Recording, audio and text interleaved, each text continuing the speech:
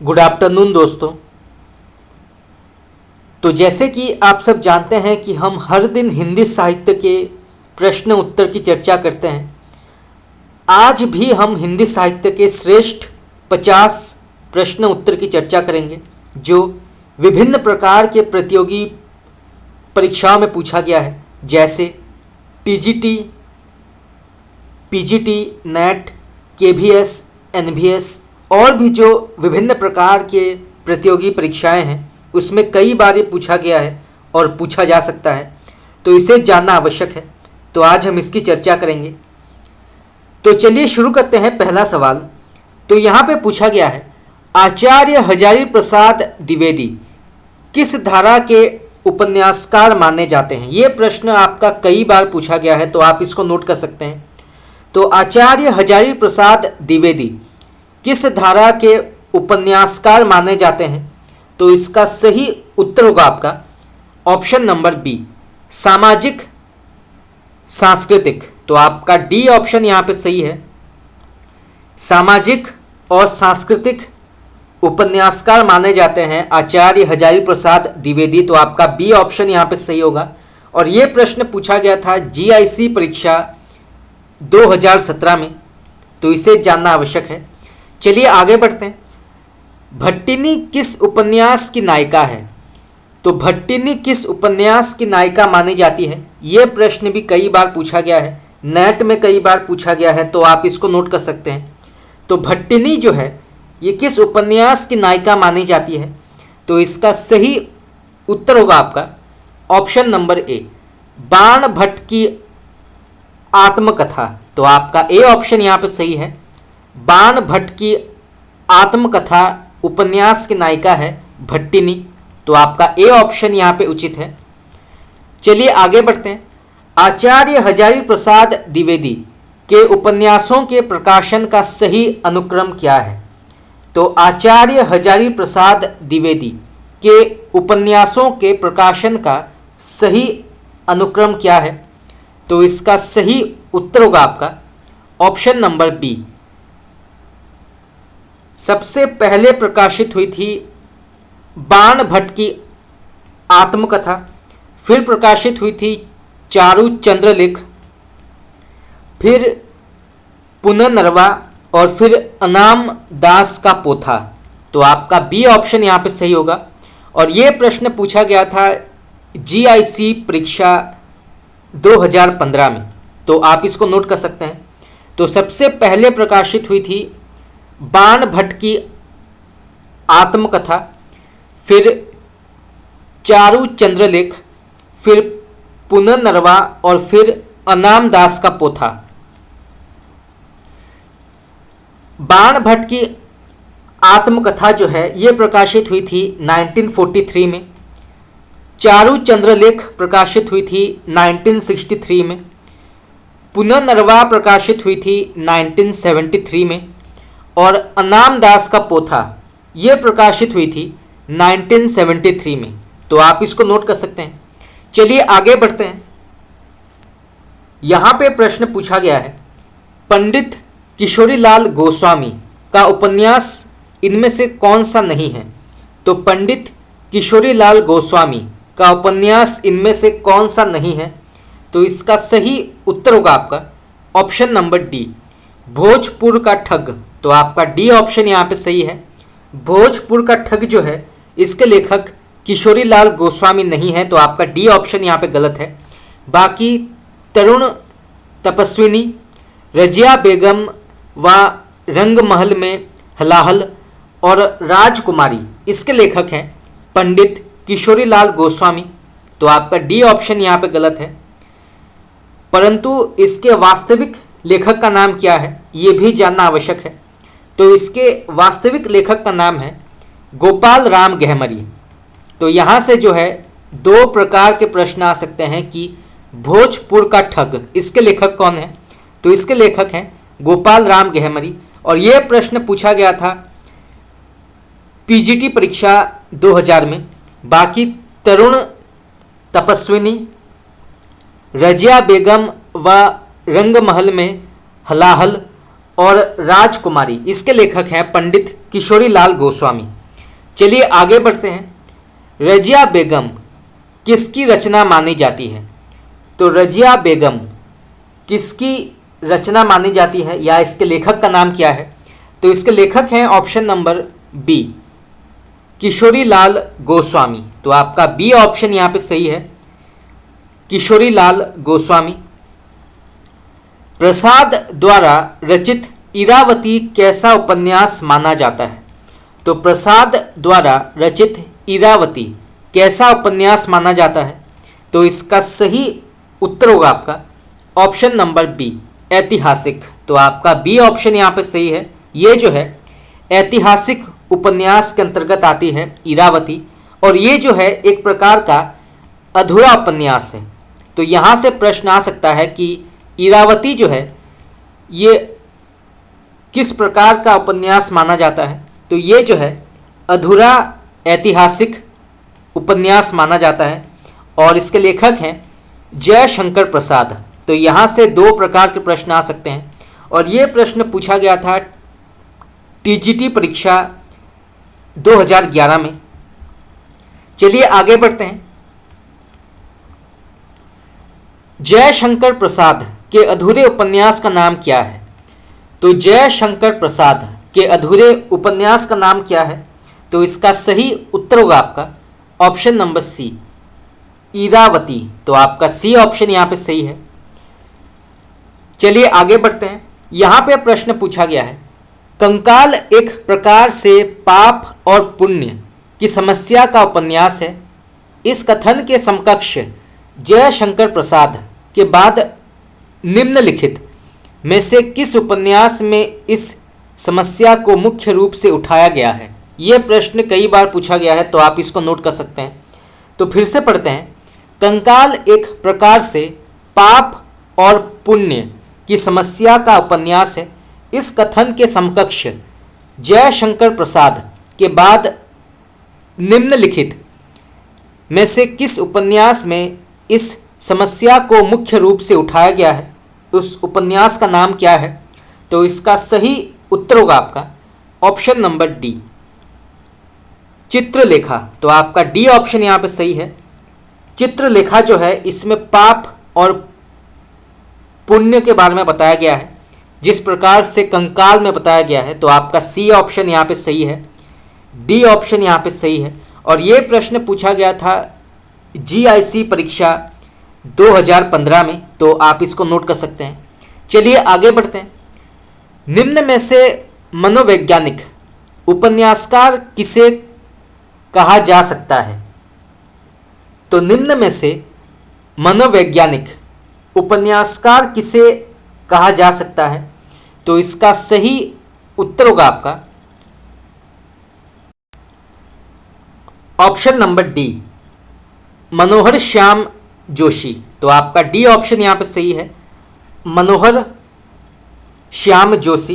बाकी इलाचंद जोशी, जैनेन्द्र कुमार और अज्ञे, ये जो है ये मनोवैज्ञानिक उपन्यासकार माने जाते हैं, इलाचंद जोशी, जैनेन्द्र कुमार और अज्ञे। तो आप इसको नोट कर सकते हैं। ये प्रश्न पूछा गया था टीजीटी परीक्षा 2013 में। चलिए आगे बढ़ते हैं। गुलाम मंडी उपन्यास की लेखिका का नाम क्या है?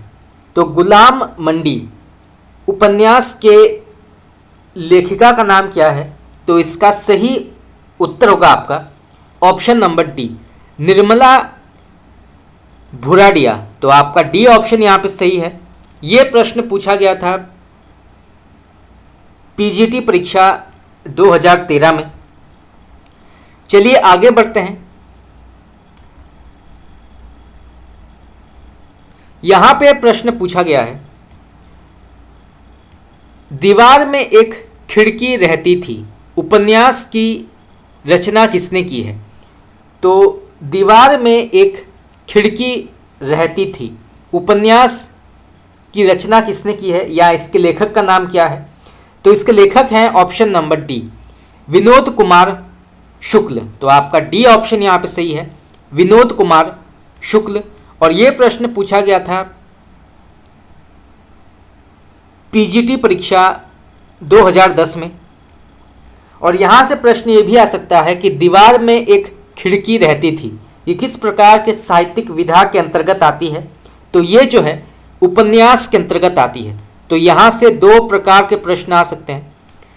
चलिए आगे बढ़ते हैं। भूतनाथ उपन्यास के लेखक का नाम क्या है? तो भूतनाथ उपन्यास के लेखक का नाम क्या है? तो इसके लेखक हैं ऑप्शन नंबर सी, देवकी नंदन खत्री। तो आपका सी ऑप्शन यहाँ पे सही है। देवकी नंदन खत्री जो है ये भूतनाथ उपन्यास के लेखक हैं। तो आपका सी ऑप्शन यहाँ पे सही होगा। और ये प्रश्न पूछा गया था टीजीटी परीक्षा 2004 में। चलिए आगे बढ़ते हैं। गली आगे मुड़ती है के लेखक का नाम क्या है? तो गली आगे मुड़ती है के लेखक का नाम क्या है? तो इसके लेखक हैं option number B, Shiv Prasad Singh. तो आपका बी ऑप्शन यहाँ पे सही है। शिव प्रसाद सिंह जो है ये गली आगे मुड़ती है उपन्यास के लेखक हैं। तो आपका बी ऑप्शन यहाँ पे सही होगा। तो यहाँ से प्रश्न ये भी आ सकता है कि गली आगे मुड़ती है ये किस प्रकार के साहित्यिक विधा के अंतर्गत आती है? तो ये जो है उपन्यास के अंतर्गत आती है, गली आगे मुड़ती है। और इसके लेखक हैं शिव प्रसाद सिंह। चलिए आगे बढ़ते हैं। नेक्स्ट क्वेश्चन, नीला चांद उपन्यास के लेखक का नाम क्या है? तो नीला चांद उपन्यास के लेखक का नाम क्या है? तो इसके लेखक हैं ऑप्शन नंबर डी। यहाँ पे कोई भी ऑप्शन सही नहीं है, परंतु इसके जो वास्तविक लेखक हैं उनका नाम है शिव प्रसाद सिंह। तो आपका डी ऑप्शन यहाँ पे सही होगा। इनमें से कोई भी ऑप्शन सही नहीं है। तो इसके वास्तविक लेखक का नाम है शिव प्रसाद सिंह। तो आप इसको नोट कर सकते हैं। चलिए आगे बढ़ते हैं। नूतन ब्रह्मचारी के लेखक का नाम क्या है? यह प्रश्न भी कई बार पूछा गया है, नेट में कई बार पूछा गया है। तो आप इसको नोट कर सकते हैं। तो नूतन ब्रह्मचारी के लेखक का नाम क्या है? तो इसके लेखक हैं ऑप्शन नंबर डी, बाल कृष्ण भट्ट। तो आपका डी ऑप्शन यहाँ पे सही है। बाल कृष्ण भट्ट जो है ये नूतन ब्रह्मचारी के लेखक हैं। तो आपका डी ऑप्शन यहाँ पे सही है। चलिए आगे बढ़ते हैं। 100 अजान एक सुजान नामक उपन्यास के लेखक का नाम क्या है? तो 100 अजान एक सुजान नामक उपन्यास के लेखक का नाम क्या है? तो इसके लेखक हैं ऑप्शन नंबर बी, बाल कृष्ण भट्ट। तो आपका बी ऑप्शन यहाँ पे सही है। बाल कृष्ण भट्ट इसके लेखक हैं 100 अजान एक सुजान। और यहाँ से प्रश्न ये भी आ सकता है कि ये जो है किस प्रकार के साहित्यिक विधा के अंतर्गत आती है? तो ये जो है उपन्यास के अंतर्गत आती है।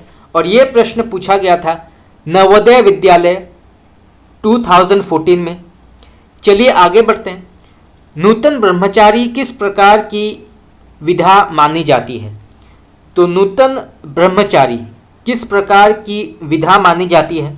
तो इसका सही उत्तर होगा आपका ऑप्शन नंबर बी, उपन्यास। तो आपका बी ऑप्शन यहाँ पे सही है।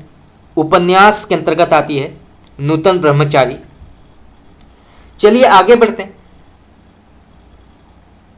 काला जल का कथानक किस समस्या से संबंधित है? तो काला जल का कथानक किस समस्या से संबंधित है? तो इसका सही आंसर होगा आपका ऑप्शन नंबर डी,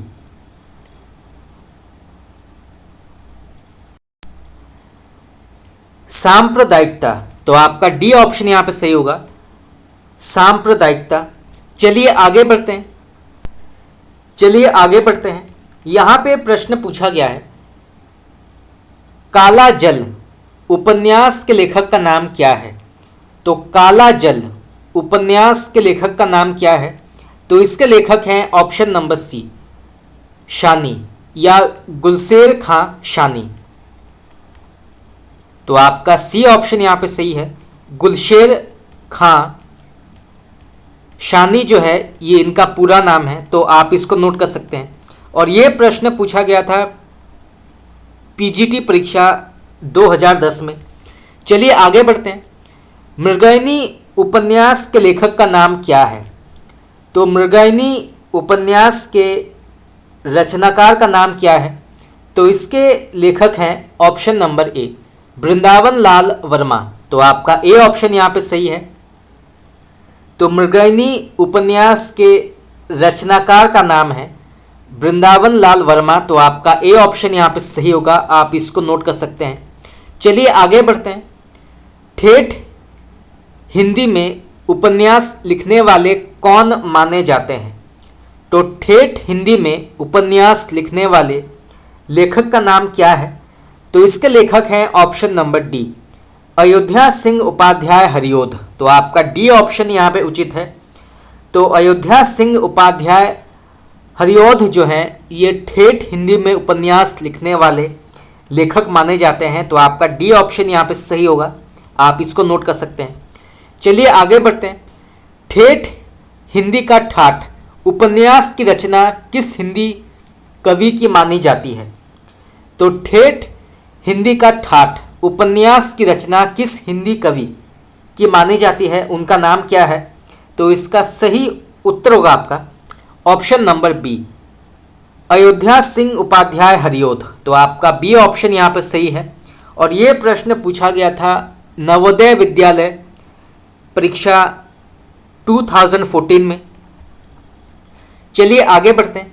पद्यात्मक भावभूमि पर श्यामा स्वप्न नामक उपन्यास की सर्जना किसने की है?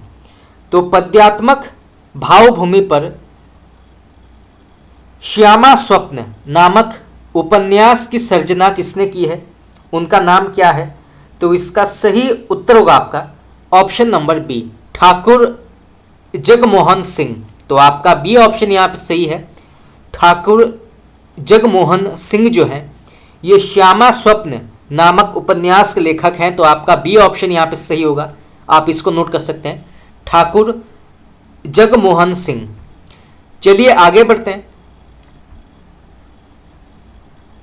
यहां पे प्रश्न पूछा गया है त्यागपत्र उपन्यास के लेखक का नाम क्या है? तो त्यागपत्र उपन्यास के लेखक का नाम क्या है? तो इसके लेखक हैं option number D, Jainendra Kumar. तो आपका डी ऑप्शन यहाँ पे सही है, जैनेन्द्र कुमार इसके लेखक हैं त्यागपत्र उपन्यास के। तो आपका डी ऑप्शन यहाँ पे सही है। चलिए आगे बढ़ते हैं। आचार्य रामचंद्र शुक्ल ने किसे हिंदी का पहला उपन्यास माना है? तो आचार्य रामचंद्र शुक्ल ने किसे हिंदी का पहला उपन्यास माना है? तो इसका सही उत्तर होगा आपका ऑप्शन नंबर बी, परीक्षा गुरु। तो आपका बी ऑप्शन यहाँ पे सही है। परीक्षा गुरु जो है इसको आचार्य रामचंद्र शुक्ल ने हिंदी का पहला उपन्यास माना है। तो आप इसको नोट कर सकते हैं, ये प्रश्न भी कई बार पूछा गया है। ये प्रश्न पूछा गया था टीजीटी परीक्षा 2002 में। चलिए आगे बढ़ते हैं। हिंदी का प्रथम मौलिक उपन्यास किसे माना जाता है? तो हिंदी का प्रथम मौलिक उपन्यास किसे माना जाता है? तो इसका सही उत्तर होगा आपका ऑप्शन नंबर ए, परीक्षा गुरु। तो आपका ए ऑप्शन यहाँ पे सही है, परीक्षा गुरु। तो सभी विद्वानों ने सर्वसम्मति के साथ परीक्षा गुरु को हिंदी का प्रथम मौलिक उपन्यास स्वीकार किया है। तो यहाँ से प्रश्न ये भी आ सकता है। चलिए आगे बढ़ते हैं। Next question. यहाँ पे प्रश्न पूछा गया है परीक्षा गुरु को किस समालोचक ने हिंदी का प्रथम उपन्यास स्वीकार किया है? तो परीक्षा गुरु को किस समालोचक ने हिंदी का प्रथम उपन्यास स्वीकार किया है, उनका नाम क्या है? तो इसका सही उत्तर होगा आपका ऑप्शन नंबर सी, आचार्य रामचंद्र शुक्ल। तो आपका सी ऑप्शन यहाँ पे सही है, आचार्य रामचंद्र शुक्ल ने परीक्षा गुरु को हिंदी का प्रथम उपन्यास स्वीकार किया है? तो आप इसको नोट कर सकते हैं। चलिए आगे बढ़ते हैं। यहाँ पे प्रश्न पूछा गया है, परीक्षा गुरु उपन्यास के लेखक का नाम क्या है? तो परीक्षा गुरु उपन्यास के लेखक का नाम क्या है? तो इसके लेखक हैं ऑप्शन नंबर बी, लाला श्रीनिवास दास। तो आपका बी ऑप्शन यहाँ पे सही है। लाला श्रीनिवास दास जो हैं ये परीक्षा गुरु उपन्यास के लेखक हैं। तो आप इसको नोट कर सकते हैं। चलिए आगे बढ़ते हैं। परीक्षा गुरु उपन्यास का प्रथम प्रकाशन कब हुआ था? तो परीक्षा गुरु उपन्यास का प्रथम प्रकाशन कब हुआ था? तो इसका सही उत्तर होगा आपका ऑप्शन नंबर बी, 1882। तो आपका बी ऑप्शन यहाँ पे उचित है। 1882 को परीक्षा गुरु उपन्यास का प्रकाशन हुआ था। तो आपका बी ऑप्शन यहाँ पे सही है। और ये प्रश्न पूछा गया था जीआईसी परीक्षा 2017 में। चलिए आगे बढ़ते हैं। यहाँ पे प्रश्न पूछा गया है, देवकी नंदन खत्री जी के उपन्यास चंद्रकांता को हिंदी का प्रथम उपन्यास किसने माना है? तो देवकी नंदन खत्री का उपन्यास चंद्रकांता को हिंदी का प्रथम उपन्यास किसने स्वीकार किया है? उनका नाम क्या है? तो इसका सही उत्तर होगा आपका option number D, doctor Shri Krishna Lal. तो आपका डी ऑप्शन यहाँ पे सही है। डॉक्टर श्री कृष्ण लाल ने चंद्रकांता को हिंदी का प्रथम उपन्यास स्वीकार किया है। और ये प्रश्न पूछा गया था पीजीटी परीक्षा 2015 में। तो आप इसको नोट कर सकते हैं। चलिए आगे बढ़ते हैं। हिंदी का प्रथम ऐतिहासिक उपन्यास किसे माना जाता है? तो हिंदी का प्रथम ऐतिहासिक उपन्यास किसे माना जाता है? उसका नाम क्या है? तो इसका सही उत्तर होगा आपका ऑप्शन नंबर सी, हृदय हारिणी। तो आपका सी ऑप्शन यहाँ पे सही है। तो हृदय हारिणी जो है इसको हिंदी का प्रथम ऐतिहासिक उपन्यास माना जाता है। और इसके लेखक का नाम है पंडित किशोरीलाल गोस्वामी। तो यहाँ से दो प्रकार के प्रश्न आ सकते हैं। तो पंडित किशोरीलाल गोस्वामी जो हैं इसके लेखक हैं। ये प्रश्न पूछा गया था पीजीटी परीक्षा 2015 में। चलिए आगे बढ़ते हैं। यहाँ पे प्रश्न पूछा गया है, झिनी झिनी बिनी चदरिया किस उपन्यासकार की कृति मानी जाती है? तो झिनी झिनी बिनी चदरिया किस उपन्यासकार की रचना मानी जाती है? तो इसका सही उत्तर होगा आपका ऑप्शन नंबर बी, अब्दुल बिस्मिल्लाह। तो आपका बी ऑप्शन यहाँ पे सही है। अब्दुल बिस्मिल्लाह जो है इसके लेखक माने जाते हैं झिनी झिनी बिनी चदरिया। और यहाँ से प्रश्न ये भी आ सकता है कि ये जो है ये किस प्रकार के साहित्यिक विधा के अंतर्गत आती है? तो ये उपन्यास के अंतर्गत आती है। तो आप इसको नोट कर सकते हैं। चलिए आगे बढ़ते हैं। अब्दुल बिस्मिल्लाह कृत झिनी झिनी बिनी चदरिया में किसका चित्रण हुआ है? तो अब्दुल बिस्मिल्लाह कृत झिनी झिनी बिनी चदरिया में किसका चित्रण है? तो इसका सही उत्तर होगा आपका ऑप्शन नंबर सी, बुनकरों के जीवन संघर्ष का। तो आपका सी ऑप्शन यहाँ पे सही है। तो बुनकरों के जीवन संघर्ष का चित्रण किया गया है झिनी झिनी बिनी चदरिया में। तो आपका सी ऑप्शन यहाँ पे सही है। और ये प्रश्न पूछा गया था पीजीटी परीक्षा 2010 में। तो आप इसको जो है नोट कर सकते हैं, कई बार पूछा गया है ये। चलिए आगे बढ़ते हैं। सन्यासी किसकी रचना मानी जाती है? तो सन्यासी जो है ये किस लेखक ने लिखा है? इसके लेखक का नाम क्या है? तो इसका सही आंसर होगा आपका option number D, Ilachand Joshi. तो आपका डी ऑप्शन यहाँ पे सही है। इलाचंद्र जोशी जो है इसके लेखक हैं। चलिए आगे बढ़ते हैं। नेक्स्ट क्वेश्चन, पहला गिरमिटिया उपन्यास विशेषकर किस पर केंद्रित है? तो पहला गिरमिटिया उपन्यास विशेषकर किस पर केंद्रित है? उनका नाम क्या है? तो इसका सही उत्तर होगा आपका option number B, Mahatma Gandhi. तो आपका बी ऑप्शन यहाँ पे सही होगा, महात्मा गांधी। और ये प्रश्न पूछा गया था टीजीटी परीक्षा 2013 में। और यहाँ से प्रश्न ये भी आ सकता है कि पहला गिरमिटिया के लेखक का नाम क्या है? तो इसके लेखक हैं गिरिराज किशोर। तो यहाँ से जो है दो प्रकार के प्रश्न आ सकते हैं कि पहला गिरमिटिया जो है ये किस पर केंद्रित है? तो वो है महात्मा गांधी और इसके लेखक हैं गिरिराज किशोर। और ये जो है उपन्यास विधा के अंतर्गत आती है। तो यहाँ से जो है तीन प्रकार के प्रश्न आ सकते हैं, तो आप इसको नोट कर सकते हैं। चलिए आगे बढ़ते हैं, नेक्स्ट क्वेश्चन। चलिए आगे बढ़ते हैं। पहला गिरमिटिया उपन्यास के लेखक का नाम क्या है? तो पहला गिरमिटिया उपन्यास के लेखक का नाम क्या है? तो इसके लेखक हैं option number D, Giriraj Kishore. तो आपका डी ऑप्शन यहाँ पे सही है, आप इसको नोट कर सकते हैं। बया का घोंसला उपन्यास के लेखक का नाम क्या है? तो बया का घोंसला उपन्यास के लेखक का नाम क्या है? तो इसके लेखक हैं option number B, Lakshmi Narayan Lal. तो आपका बी ऑप्शन यहाँ पे सही है, लक्ष्मी नारायण लाल जो हैं ये बया का घोंसला उपन्यास के लेखक हैं। तो आपका बी ऑप्शन यहाँ पे सही है। और इसके लेखक का नाम क्या है, ये प्रश्न भी कई बार पूछा गया है। तो इसके लेखक हैं लक्ष्मी नारायण लाल। चलिए आगे बढ़ते हैं। रूपा जीवा उपन्यास के लेखक का नाम क्या है? तो रूपा जीवा उपन्यास के लेखक का नाम क्या है? तो इसके लेखक हैं option number A, Lakshmi Narayan Lal. तो आपका ए ऑप्शन यहाँ पे सही है, लक्ष्मी नारायण लाल इसके लेखक हैं। चलिए आगे बढ़ते हैं।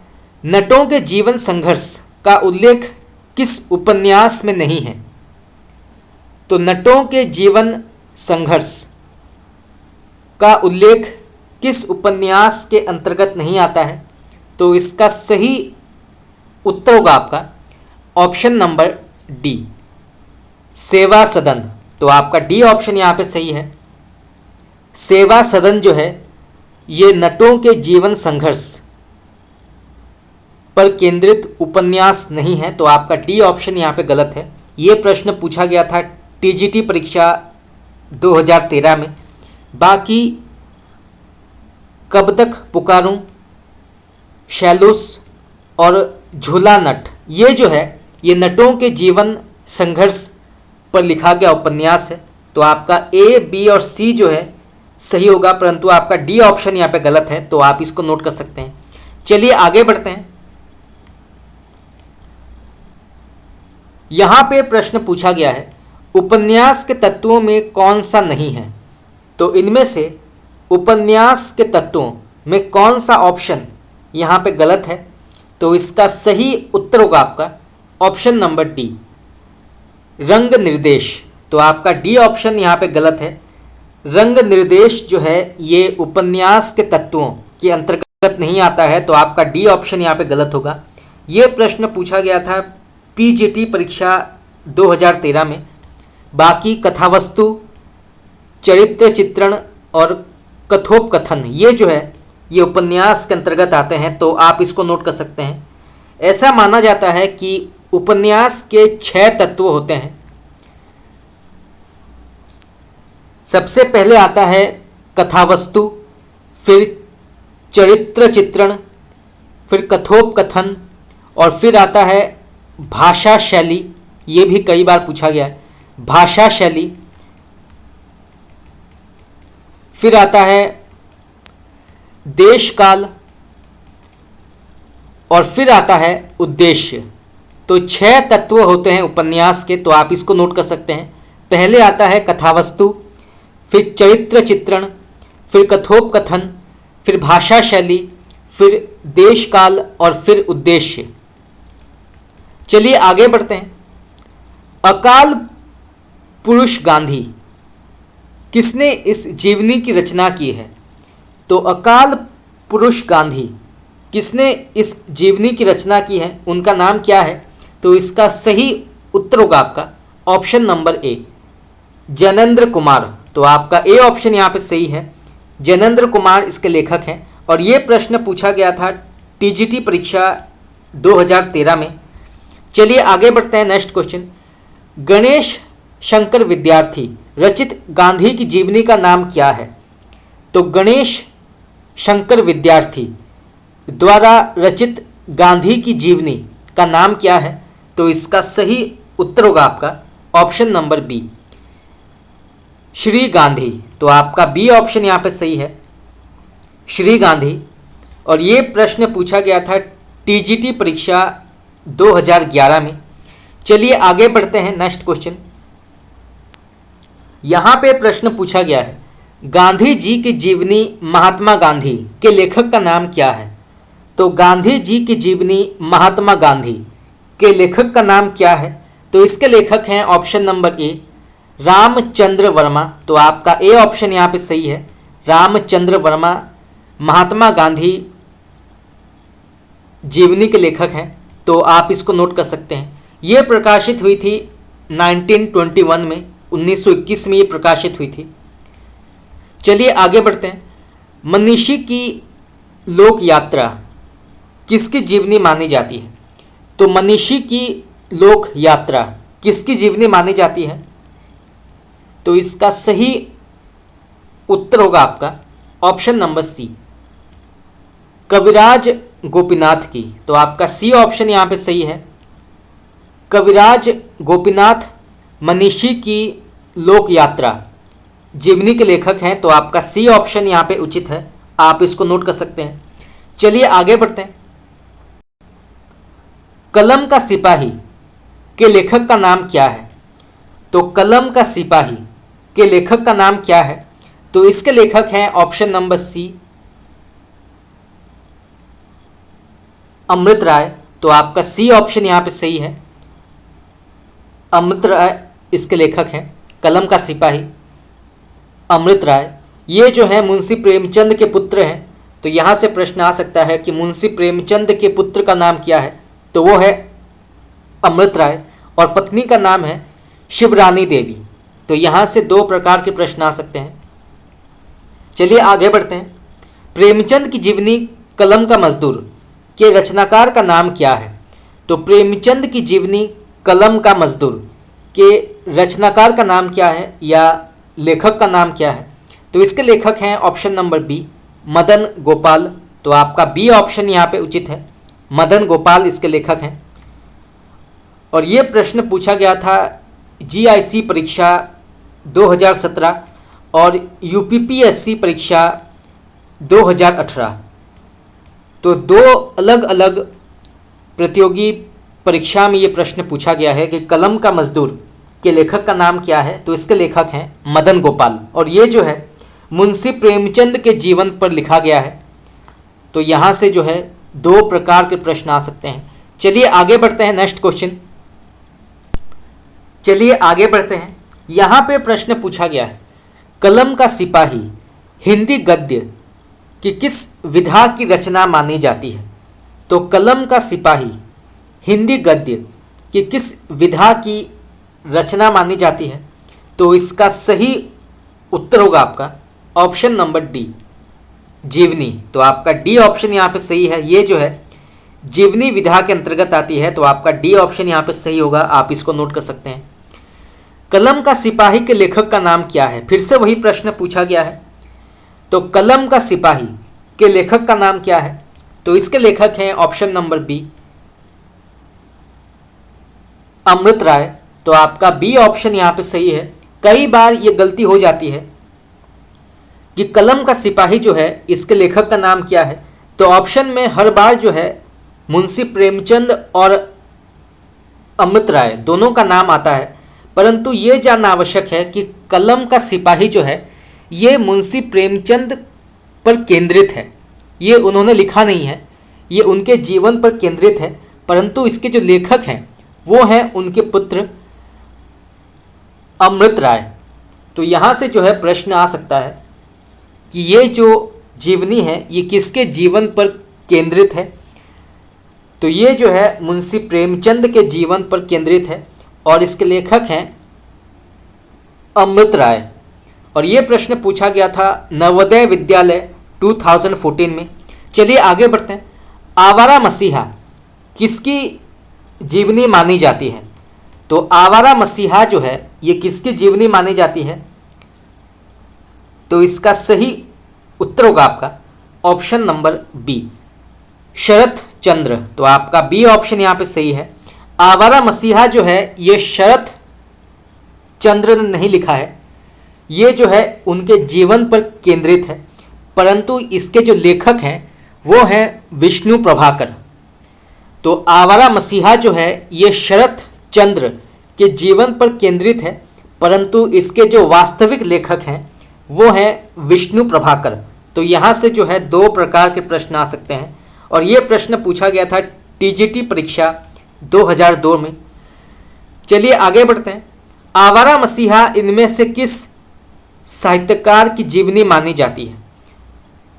तो वही प्रश्न जो है फिर से पूछा गया है। सबसे पहले ये पूछा गया था टीजीटी परीक्षा 2002 में और फिर से ये प्रश्न पूछा गया है जीआईसी परीक्षा 2017 में। तो आवारा मसीहा इनमें से किस साहित्यकार की जीवनी मानी जाती है। तो इसका सही उत्तर होगा आपका ऑप्शन नंबर सी, शरत चंद्र चटर्जी। तो आपका सी ऑप्शन यहाँ पे सही है। शरत चंद्र चटर्जी जो हैं ये इनके जीवन पर केंद्रित है आवारा मसीहा। तो आपका सी ऑप्शन यहाँ पे सही होगा, आप इसको नोट कर सकते हैं। तो दोस्तों इसी के साथ हमारा आज का 50 प्रश्न उत्तर का क्लास यहाँ पे समाप्त हुआ। आज हमने जो है उपन्यास, कहानी, जीवनी विधा के कुछ महत्वपूर्ण प्रश्न उत्तर की चर्चा की। आगे हम और भी प्रश्न उत्तर की चर्चा करेंगे। तो आज के लिए इतना ही। अगर आप लोगों को क्लास अच्छा लगा तो आप मुझे कमेंट करके बता सकते हैं। आपका बहुत बहुत धन्यवाद।